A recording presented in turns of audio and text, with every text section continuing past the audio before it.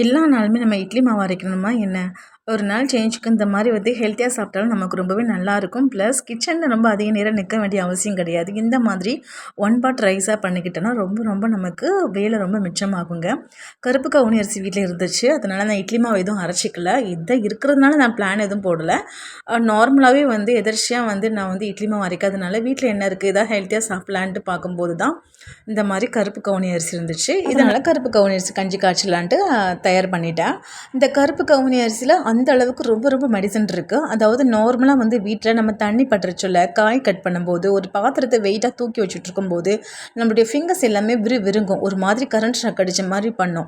அந்த மாதிரி ப்ராப்ளத்தை உடனே சால்வ் பண்ணி கொடுக்குற தன்மை இந்த கருப்பு கவுனி அரிசி கஞ்சியில் இருக்குது. இந்த கஞ்சி வாரத்தில் 2லேருந்து 3 டைம் தாராளமாக சாப்பிட்லாம்.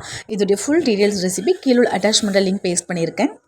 இதுபோல் நாளை ஒரு லேக்கு சந்திக்கிறதுக்கு நம்ம சேனல் சப்ஸ்கிரைப் பண்ணிக்கோங்க.